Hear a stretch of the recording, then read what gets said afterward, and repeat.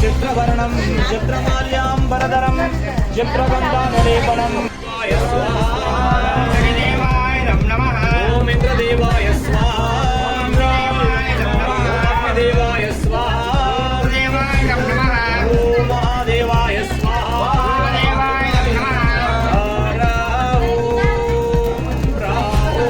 దుమ్రవర్ణం దుమ్రగంధానులేపనం దుమ్రాశ్వాం దుమ్రచంద్రాదికో ग्रहमंडले प्रविष्टं सागं सायुधं सवाहनं सराष्ट्रं सशक्तिं सपत्नी सपुत्र सह परिवार समेतं सर्वालंकारभूषितम् अधिदेवतां प्रत्यदेवता सहितं शनीश्वराग्रहस्य पश्चिमदिग्भागे सोपरि भगवतं मगं स्वः शनीश्वरग्रावायामि ओम भूर्भुवस्सवः शनीश्वरग्रामसहितं शुक्रग्रहस्य पूर्वदिग्भागे सोपरि भगवतं मगं स्वः शुक्रग्रावायामि ओम भूर्भुवस्सवः शुक्रग्रावायामि स्थापयामि पूजयामि ओम शुक्रदेवाय स्वाहा ओम शुक्रदेवाय स्वाहा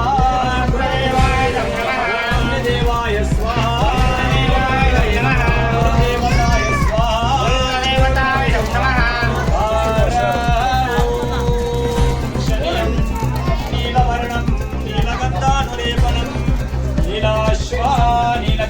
ಸಂಗೀತ ರಂಗವಾಗಿರ್ತಕ್ಕಂಥ ಡಾಕ್ಟರ್ ಪಂಡಿತ ಪುಟ್ಟರಾಜ್ ಗವಾಯಿಯವರ 111ನೆಯ ಹುಟ್ಟುಹಬ್ಬ ಮಾಡ್ತಾ ಇರುವ ಬಂಧುಗಳೇ,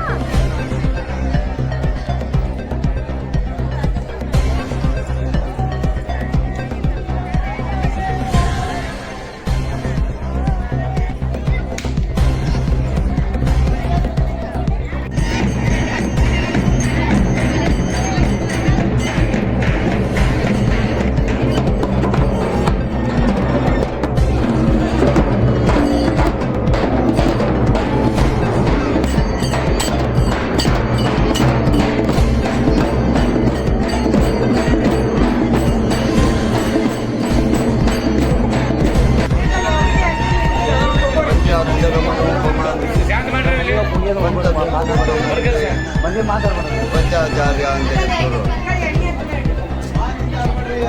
ಬೀದರ್ ಜಿಲ್ಲೆ ಬೀದರ್ ತಾಲೂಕು ಶೇಖಾಪುರ ಗ್ರಾಮದಲ್ಲಿ ಎಲ್ಲ ಶೇಖಾಪುರ ಗ್ರಾಮದ ಭಕ್ತರು ಮತ್ತು ಭಾಗದ ಭಕ್ತರು ಪುರೋಹಿತ ವರ್ಗದೊಂದಿಗೆ ಇನ್ನು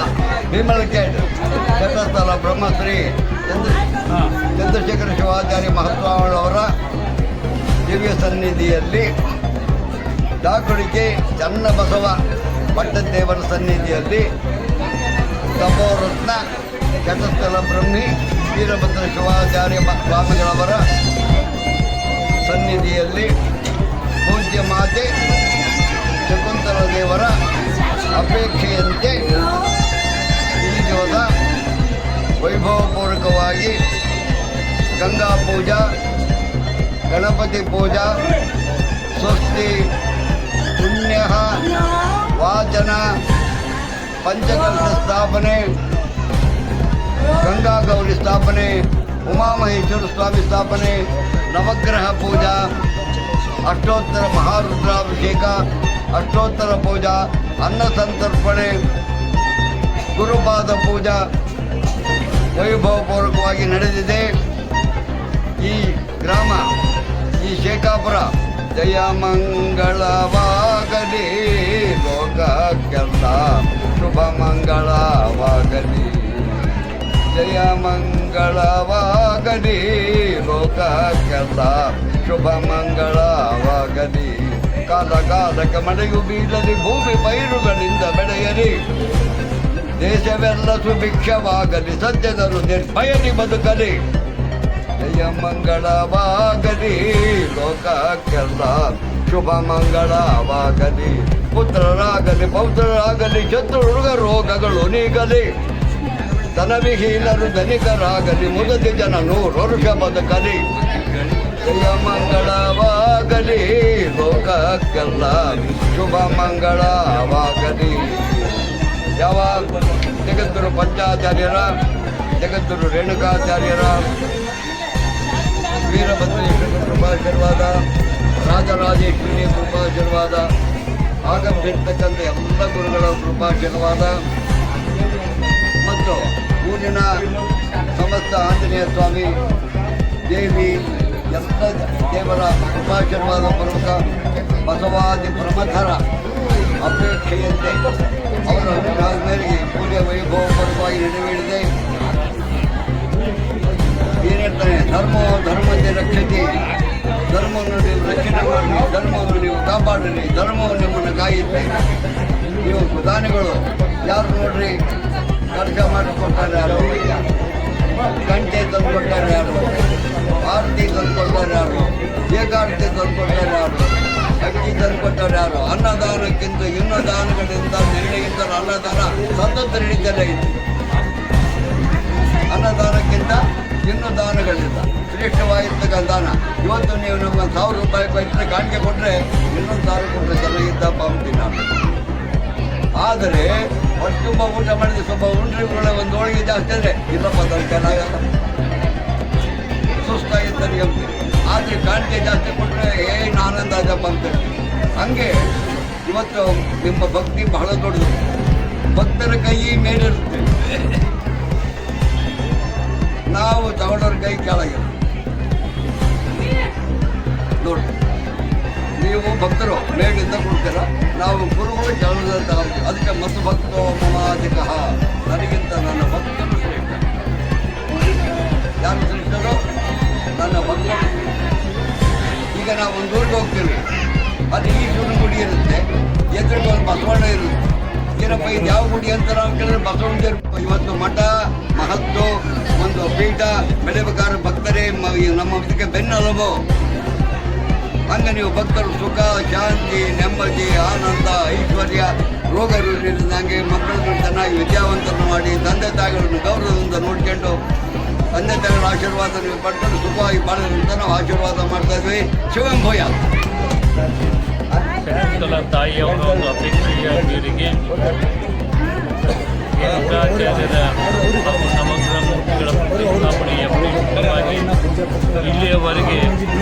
ಒಂದು ವೈಭವದಿಂದ ನಡೆದು ತಳ ಮಾಡಿದ್ದೆ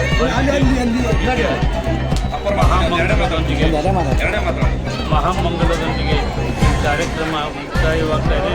ಎಲ್ಲರೂ ಯಾಕಂದರೆ ಗುರುಗಳು ಹೇಳಿದ ಹಾಗೆ